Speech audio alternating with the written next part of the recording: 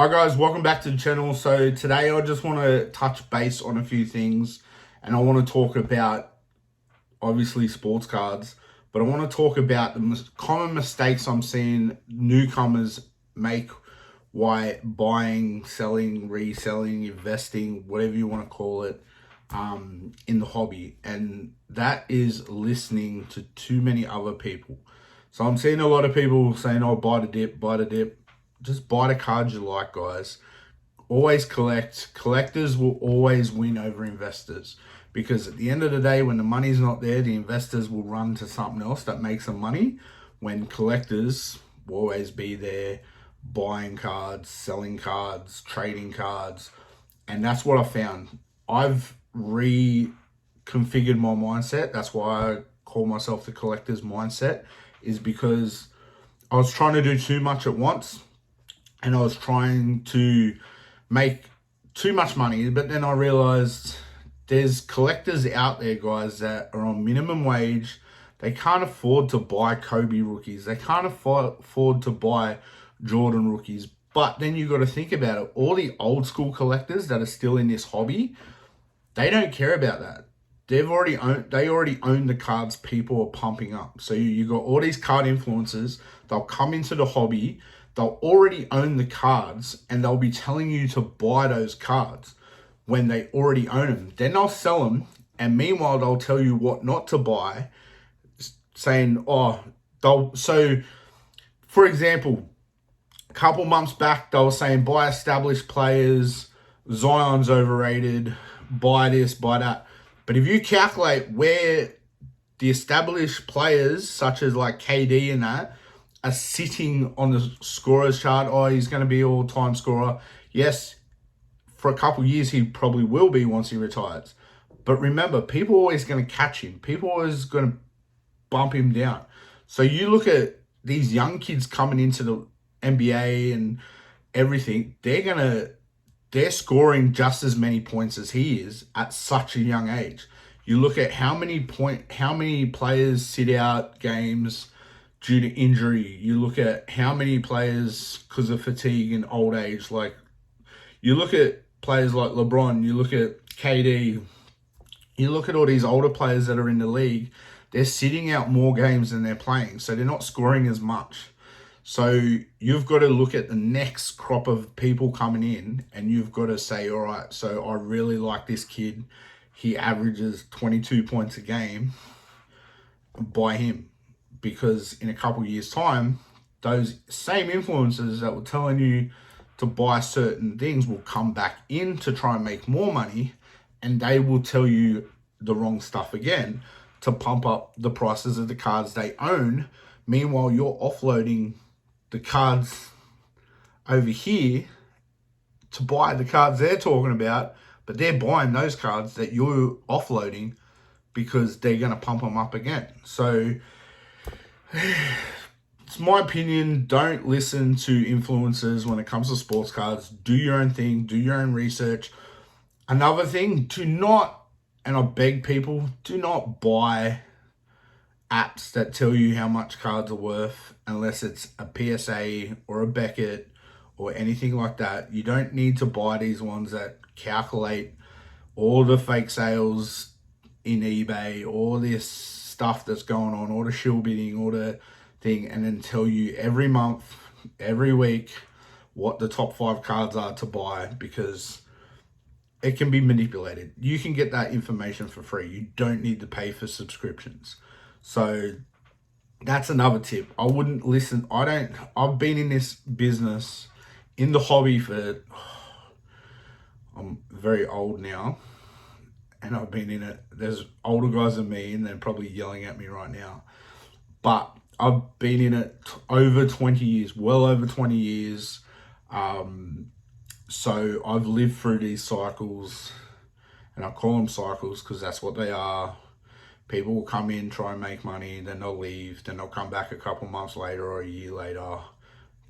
They fade in and out of the hobby. There's people that are under the wrong impression that have come in the hobby thinking that they're going to become millionaires because millionaires are in the hobby buying up all these cards. But you got to understand something. The people coming into the hobby telling you to buy cards earn millions of dollars from other businesses, not off cards. They've come in, they've crypto, they've invested, they own businesses, they own tech companies, they do all this, and it's just a side hustle to them, and they use their followers to manipulate you guys into buying cards that might not be worth it in 10 years time. So you've just got to watch out who you follow, what advice you follow. There's so much information on the net now, so many YouTube videos of good guys out there helping. TikTok, I'm seeing ridiculous, stupid crap on TikTok where people are saying, oh, this card's going to be worth $1 million. I bought this card. And no, it's not worth that until someone buys it from you. It might sell from another person on eBay for a certain amount of money, but the person you're going to sell it to might not be able to afford that price. So you have to find a price that suits them. And that's what I do lately. I don't sell cards for stupid amounts of money. I have cards I can probably sell for stupid amounts of money, but that's just taking advantage of newcomers. I'm not going to try and do that. I aim at collectors. So what I mean by this is there's collectors out there. The rookie cards, yes, they'll go up in price, but you've got to find someone to sell them to. Collectors will buy those rookie cards the day they come out. I have every single Chris Webber rookie card ever made. And I got him when he first came out. No one knew who he was. No one knew what he was going to do. And this year he's going in the Hall of Fame. So it boosts prices, but I don't look at prices. I don't evaluate what my collection's worth. Collectors don't really care about their collection, what it's worth. They just care about the cards in it. And I've met a lot of collectors over the years, gone to a lot of places where I've talked to them. Some of them I've seen cards that, wow, I've seen some cards. I know someone that has about, 15 perfect mint Michael Jordans sitting in top loaders on a shelf in his house, displaying them in his office.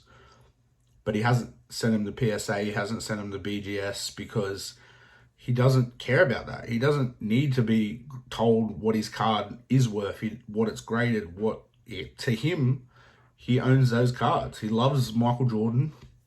I've seen people that have built second story on their house just to have a card display, a man cave type thing. So it's all out there. A lot of the old school guys, that's who I aim at. I aim at the guys that go through the $4 bins, the $5 bins, the $10 boxes at card shows. I don't care about these $400, $500 graded cards. I don't really care. I've got a lot of cards. Many of you may know I was buying Luca when he was $8.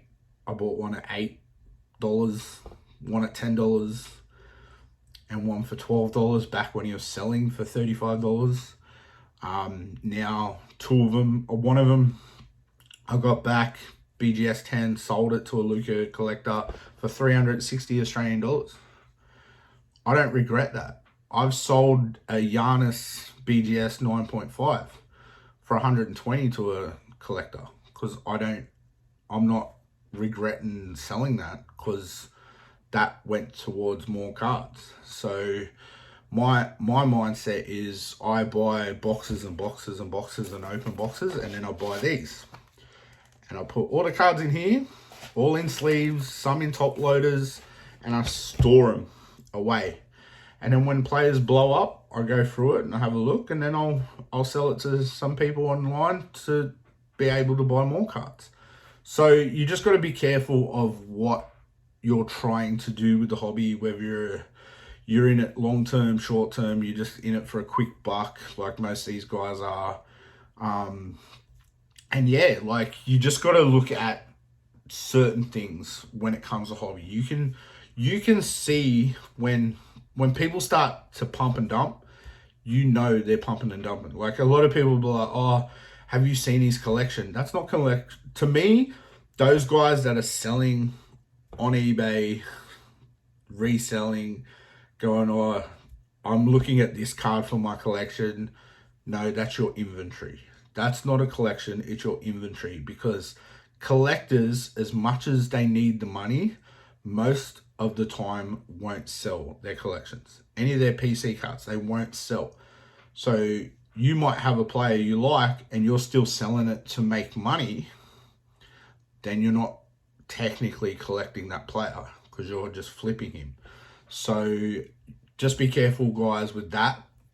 Also, there's a lot of bad people in this hobby that attract it because of money.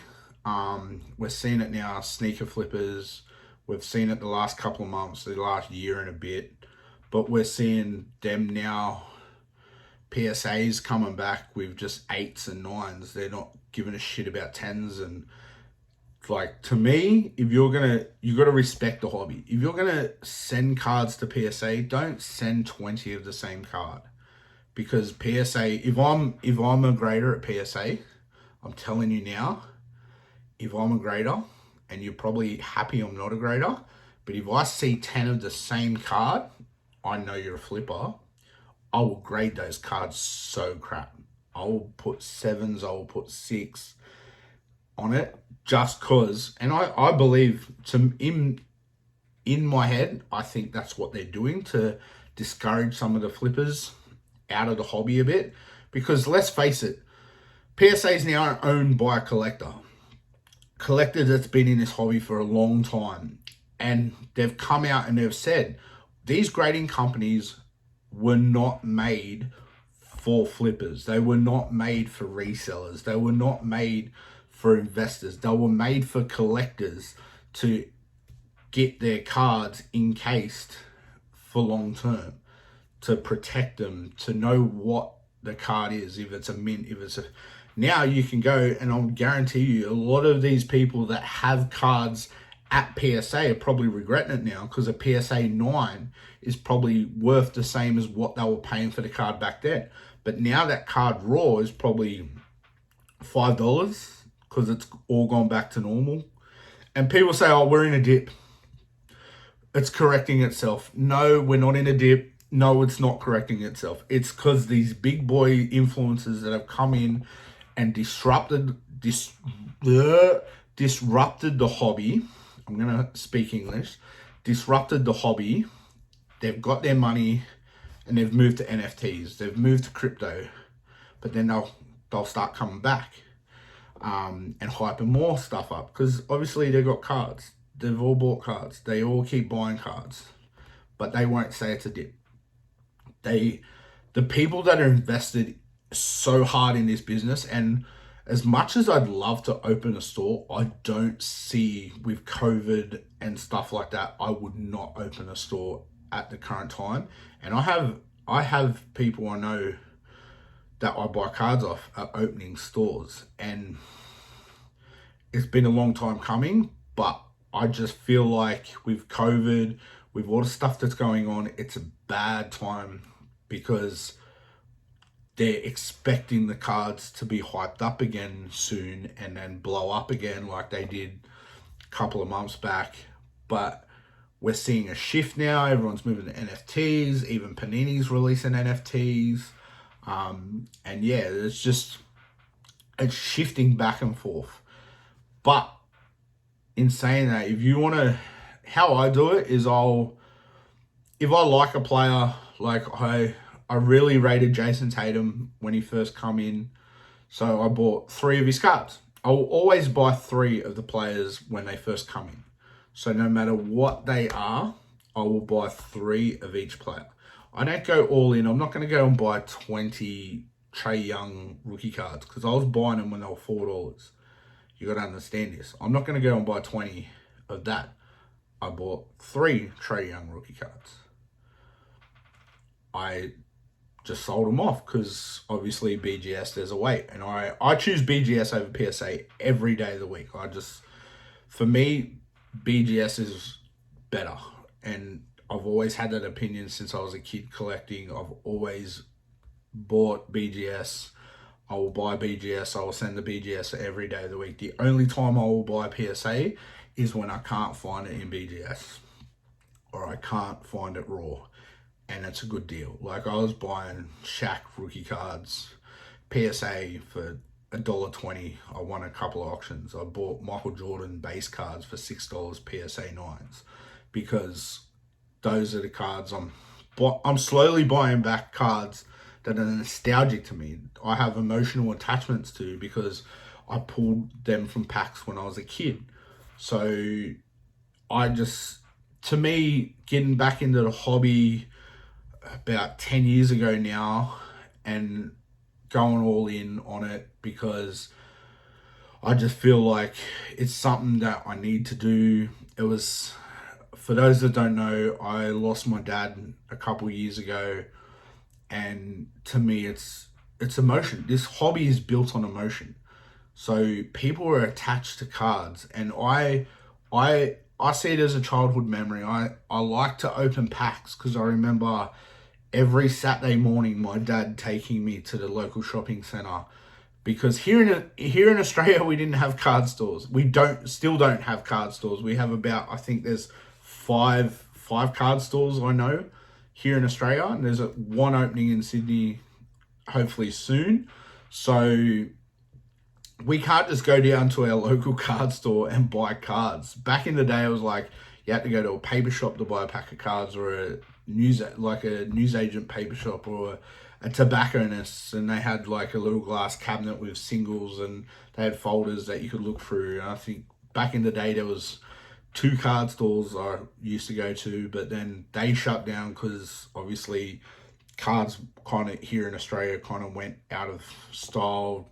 All the kids then turned 18, started getting into other stuff, buying cars and spending their money on cars, and the Fast and Furious movies come out, so nobody was going to card shops anymore and they all shut down. So it's kind of nostalgic to me, and you've got to find that connection with cards for your buyers. I've been running an eBay store for 11 years now, and I'm telling you, the cards I buy for my eBay store, they're not aimed at people that want to make money off them. I'm not in this to make so much profit. Like, I'll buy a card for $1, I'll sell it for $2. You know what I mean? I'll make that dollar, and then I'll buy 2 of the same card again. Like, I don't take much profit, because to me, I would rather, you got to understand, people are minimum wage. People are struggling with families and they want to keep the hobby going. And I'm in it to keep the hobby going. I'm not in it to make millions. I'm in it to make a difference. And the way I see it is, I'm not going to go to a card show and have $8,000 worth of cards out there and $20,000 cards and stuff like that and try and sell them. I would rather go to a card show, if I was to set up a store, and would just do $5 and $10 cards, and I will walk out with no cards left. I'll just take the case and go. Because to me, in this business, in this hobby, it's a hobby first. But I want to help people collect. I don't care about how much money this card's worth. You see it now, breakers will grab a card. Oh, that's a $20,000 card right there. Who gives a shit? How many times we see it now in the comments of a breaker? Oh, how much is that card worth? Or how much is this card worth? Or someone posts a photo of a card. Oh, is it for sale? How much is it worth? It's a hobby, guys. Whatever happened to just commenting, oh, man, sick card, or that card's great, or oh, I need that for my collection, up for a trade. Like, was it always going to be about money all of a sudden?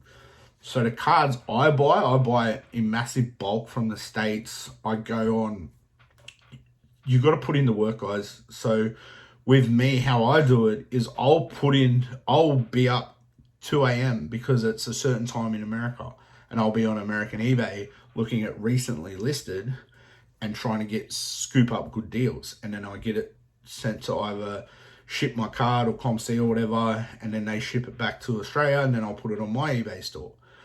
I will never buy cards off eBay to resell on eBay. If I see cards in Australian eBay, I only look for PC cards on Australian eBay. But American eBay and stuff like that, you can get mad deals. You can misspell a player's name and get a card for $1 because someone misspelt it and it's not even in the search you look at. Like, I think there's a website, fatfingers.com, that shows you all the misspelt listings on eBay.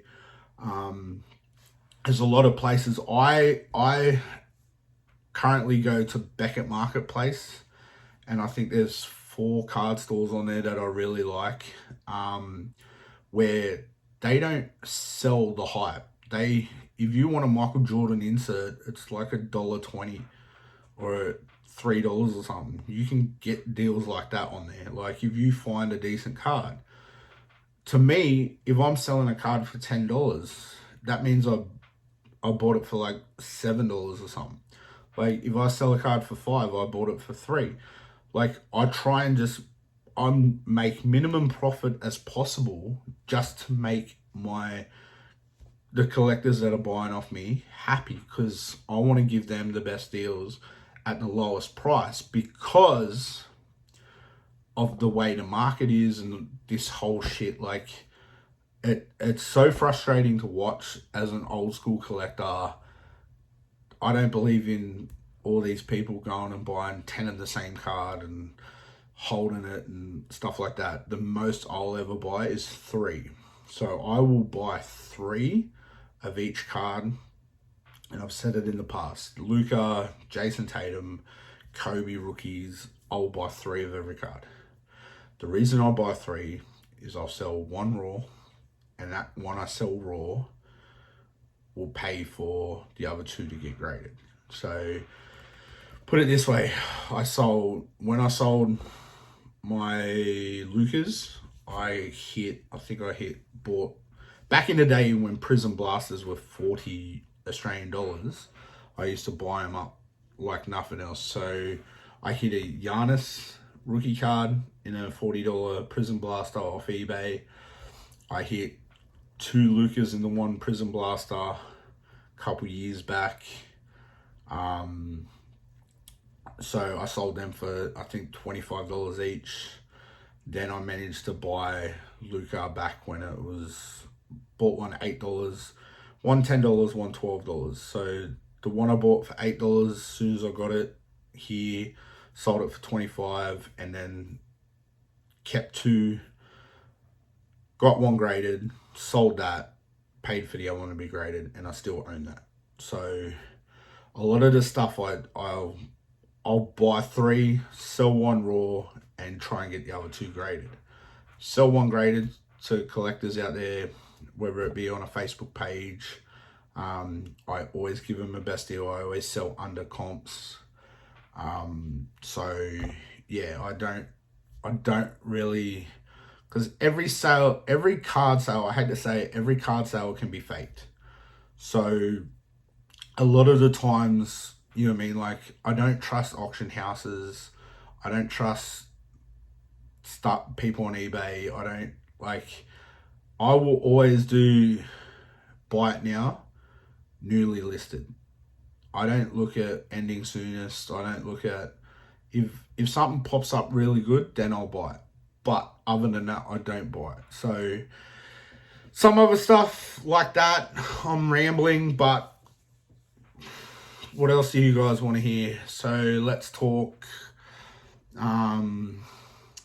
all these newcomers. Some of these newcomers are like, lining up at Target, you do not understand how good you have it in America. Here in Australia, our Targets don't sell basketball cards. Very rarely do they. We might be lucky if Kmart sells a few $6 packets of something at the front counter, but once they sell out, that's it. They don't restock.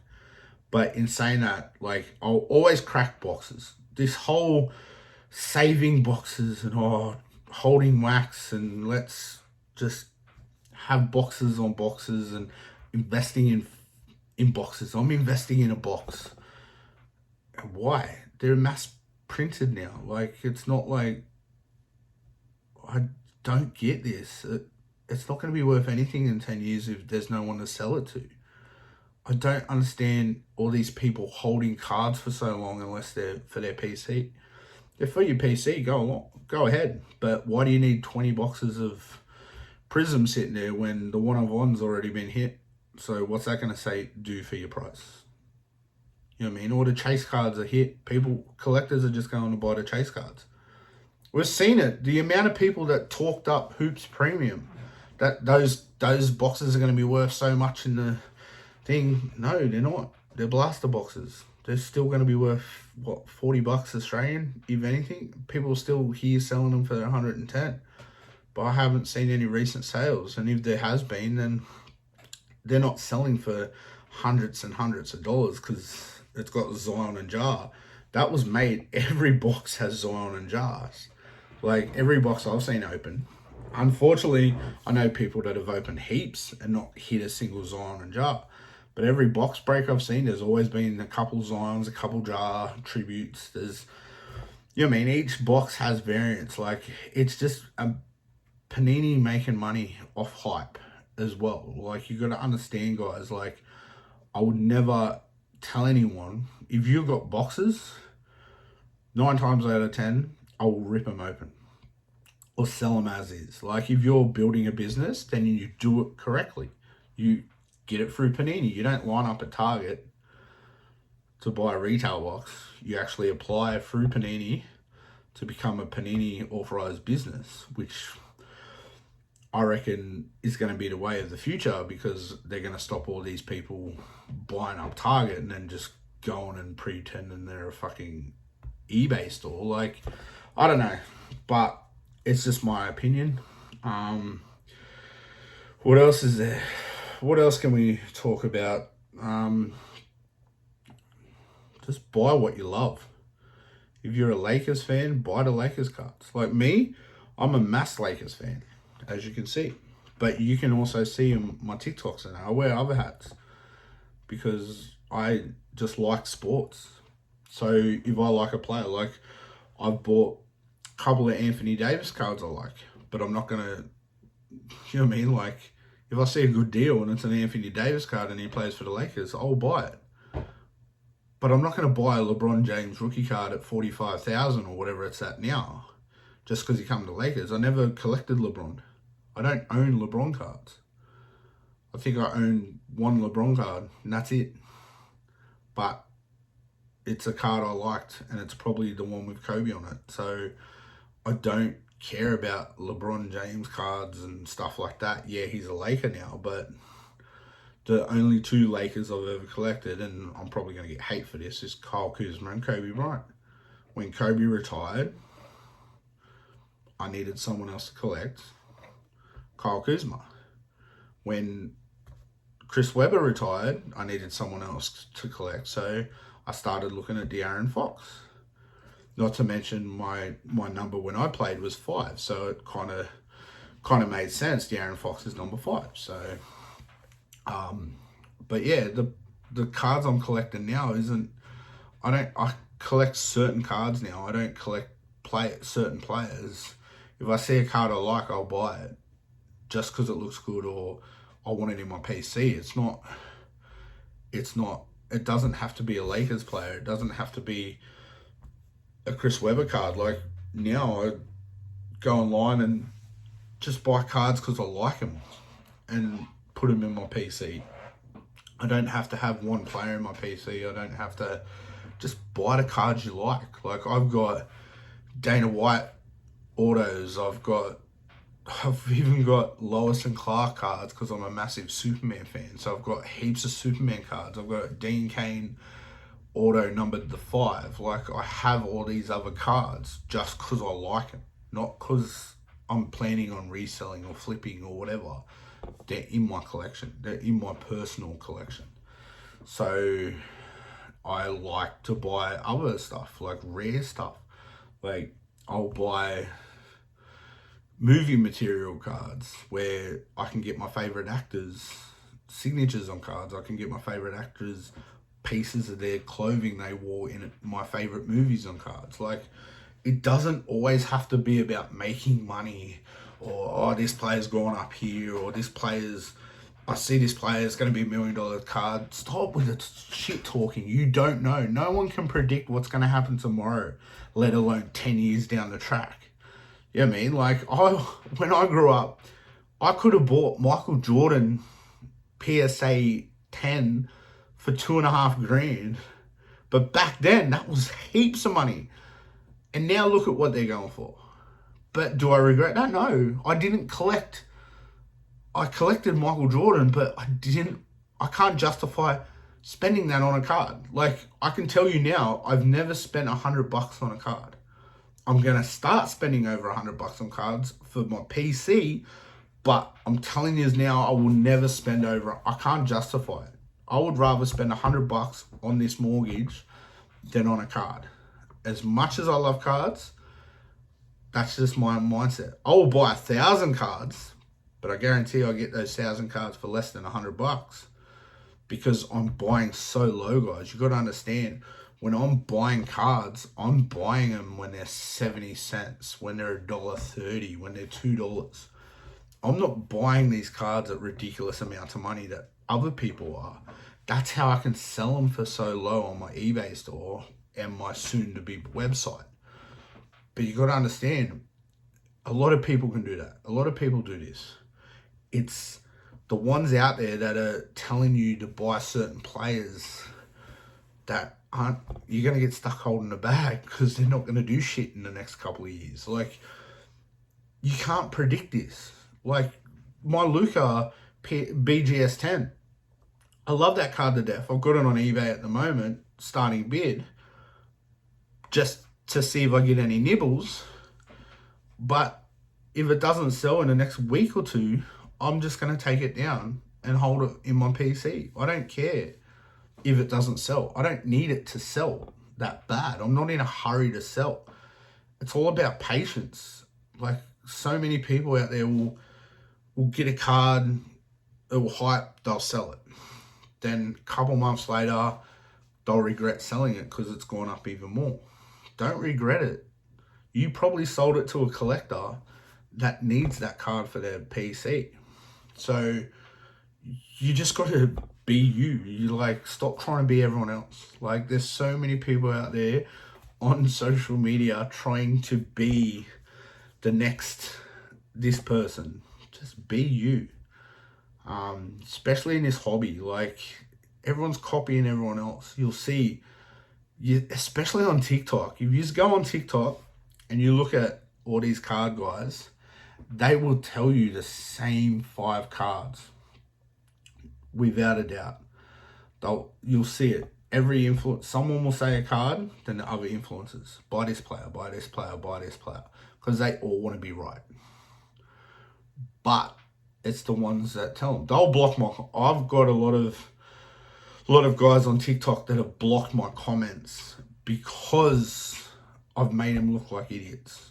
But I'm not trying to make them look like idiots. I'm trying to do right by their followers. If they're telling the wrong information, like, I understand, yes, they have their opinion, I have mine. Mine's not always right. But don't try and suck people in when you've been in the hobby for 5 minutes and you still don't know much about the hobby. You're just in it to try and get clicks, try to get views, hit subscribe, hit this, hit that like button. Like, come on, guys. Like, you see it before. You'll see a shift. You'll see them doing all fitness stuff, and then the cards start blowing up. They'll start making content about cards. And their fitness, their personal training stuff goes out the window because they're just jumping on the next hype train. Then they'll keep, because they're so committed to it and they're so invested in it now, they'll keep making card content when they don't need to. You know what I mean? They can go back to sneaker flipping, some of them. They can go back to other stuff, but they keep trying to make card content. You see it now. You can't go into Walmart. You're seeing less videos of people going into Walmart. There's no lineup videos around Target no more. Those people haven't made a TikTok or a video in 6 months because they can't get into a Target to buy cards because they don't sell cards in Target over in the States anymore. You'll see views go down because people are jumping in wanting to know more about crypto. But you're seeing card guys start hashtagging crypto to try and get people that used to be in cards and crypto back into cards, because they're trying to be correct about everything they've said, but they haven't been in a cycle like this before, where us old school collectors that have been in this so many times, we know what to do when cards go hype again. We just go into the background and watch and laugh.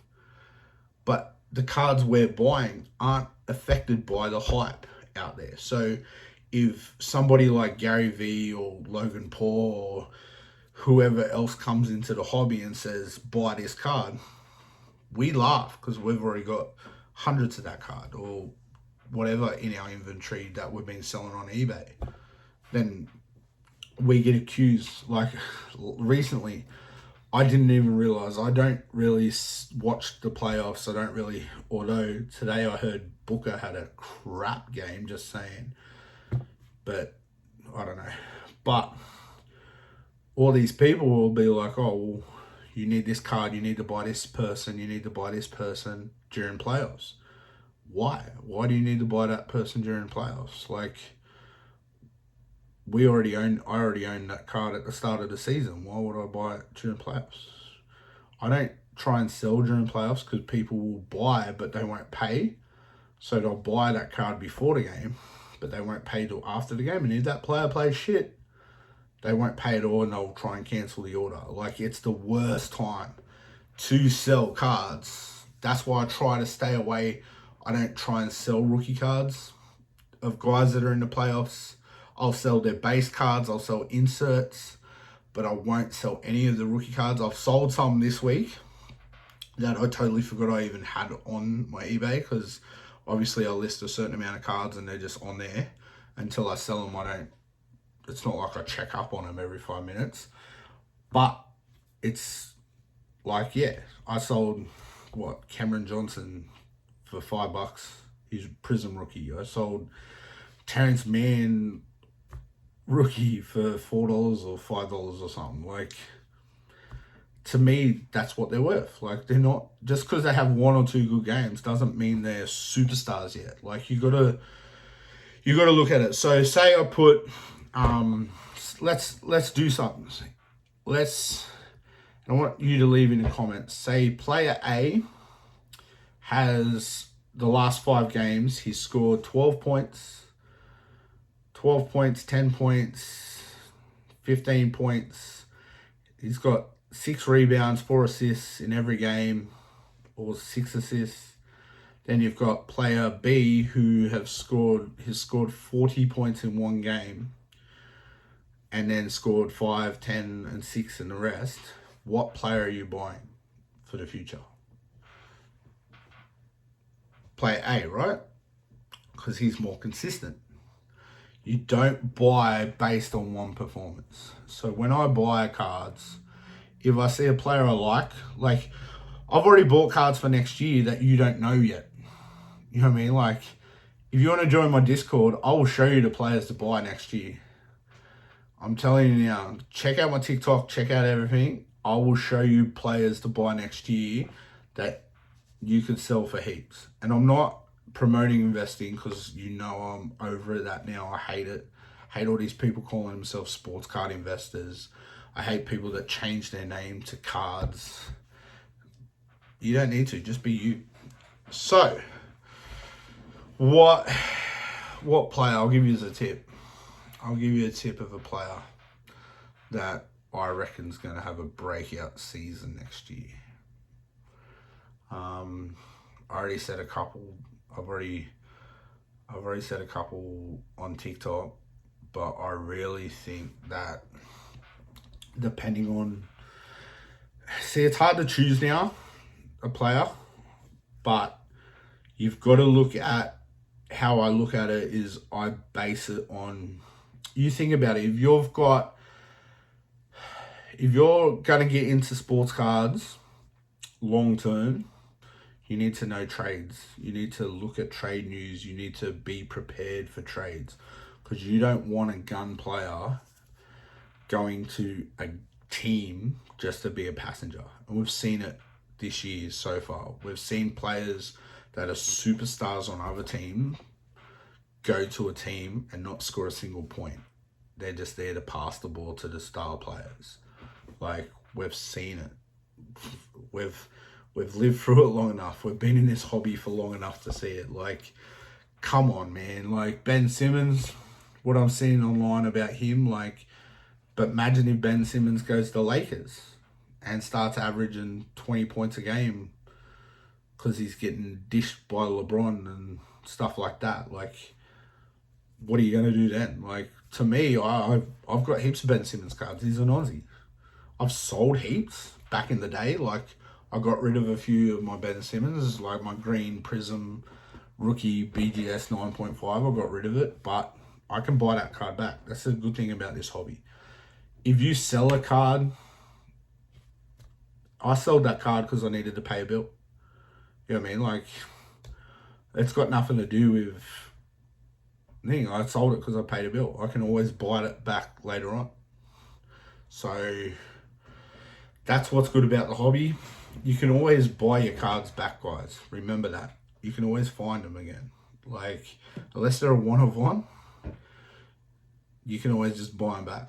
So if someone else wants it and offers you a good price you can't refuse, just take it. Pay your bills, buy more cards to sell. Like, it's just a cycle. Everything's a cycle. And I will show you on a whiteboard. I'll show you structures. I'll show you everything. So that's all my raving for today. I'll do another video on Monday or something, guys. But I just wanted to talk. I just wanted to get on here, talk some shit, talk some stuff. Leave in the comments what you want to learn. What, as I've been in this industry for 20 years, sports cards is pretty much my life. Like, I've got it on my screen now. My wife hates me because literally I'll wake up in the morning on my phone looking at sports cards. I get notifications when certain cards are listed that I like for my PC. I'll be on researching every day. Another tip too with sports cards, guys, always check betting sites. Remember that one. Check betting sites for stats, because you got to look, if a player averages a certain amount of rebounds a game, the bettors will always have their average a favorite over and under market. Always look at that too. You don't have to gamble. I'm not promoting gambling. I'm just saying, for stats, ESPN apps is perfect. You can look at all the stats, and some of these betting companies have so much in-depth in stats on players. It's ridiculous. So there's a tip for you. But that's all for today. I promise I'm going to get better at this, guys. This is just me raving for the last 40-something minutes. I'm sorry if I've gone off into tangents, but I will be back. I'll be more structured. I'll have a little whiteboard that I'll write stuff on to show you visual cycles of how sports cards are working, how I structure my sports cards, how I stay ahead of the hype, how I get cards for so cheap, just to help you newbies, some of you old comers as well. Like, if you just want to get back into it, people out there always say, you know what I mean? Like, I just rave on it. It's how I work. It's just, I'll get on here if I have some thoughts, I'll record them. But today I just wanted to get on here and just talk about certain things and little tips and that, just to show you what you can do, what you can't do, whatever you want to do. But at the end of the day, just keep being you, guys. Don't worry about that person over there. Don't worry about that person over there. Or that person over there is buying this player. I've got to, it's going to be big. I've got to go buy it. No, you don't have to buy it. Look at what they're doing and do the opposite. Sometimes you'll get ahead. So it's a lot to take in. Yeah, so make sure you subscribe, like, let me know your thoughts, guys. I'm new at this YouTube crap, So I really want to get back into it. I really want to give you guys some great content. So leave in the comments what you actually want me to show you, and I will do a full in-depth. I've got 2 videos going to come out. I'm going to show you how I've been selling my cards on eBay for the last 11 years since eBay's come in. I'll give you tips on how I used to make $100 a week in the playground with sports cards. I will give you all the tips you need to know. So just comment on this video what you guys want to see and what you want me to teach you with sports cards, and I'll try and help as much as I can. But other than that, guys, like, this whole room's at the moment sports cards. I've got cabinets coming, and behind here is going to be amazing once it's finished. So can't give too much away, but I will have that. As you can see, that empty wardrobe there is going to be glass cabinets for statues and pops and sign sports card boots and sign cards and my PC collection. That's going to be amazing. So keep tuned to that, guys. And yeah, setting up a little YouTube studio in here. I'll promise I'll have better content, better cameras. You'll get me on all the angles. We'll do some box breaks. If you still want to win the LaMelo ball card, I'm going to run that for an extra week. So go over and just comment LaMelo on one of the videos under here. Also, there's a few other cards I'm giving away. If you like and subscribe, I'll try and do it. I've got some boxes on the way. I've got some Prison Blasters and stuff on the way. So we'll do a few rips with them. We'll get some football. We'll get some everything. Get some NRL, get some NBA, get some NFL. I'll get some weird shit. We'll get some UFC. Might get some WWE. We'll do some rips. We'll do as much as we can, guys. So we'll have some fun. Yeah, so like, subscribe. You know the drill. But yeah, other than that, thanks for watching. Sorry if it's a shit video. As I said, still getting used to this. I've not really been a public speaker before, but I'm out of my shell. TikTok's helped me a lot. So I want to bring you guys some mad content. And yeah, I'll do daily. I'll do a couple videos a week, just small ones. But other than that, guys, yeah, stay safe to everyone that's affected by COVID at the moment. And yeah, hopefully we can get some stuff happening here in Sydney. I want to do a couple of Western Sydney trade days maybe. So leave in the comments, guys, what your thoughts are, what I can be better at. Or everything helps. Every comment helps me become better for you guys. So stay collecting. Don't flip whatever you want to do. You know what I mean? Invest, collect, flip, but collectors, keep collecting. And I will smash out. I will be getting some mad cards the next couple of weeks. So it's all going to be happening, and I'm going to help everybody here in Australia and overseas, and going to get this hobby going better than it ever has been. I've got massive plans, guys. I've got 5 of these that I write in literally every day, one for each idea I have. So big things coming, and help me along the way. And yeah, that's about it for me. So peace and thanks, and sorry if it was shit, but hey, we all have opinions. And thanks, guys. Peace.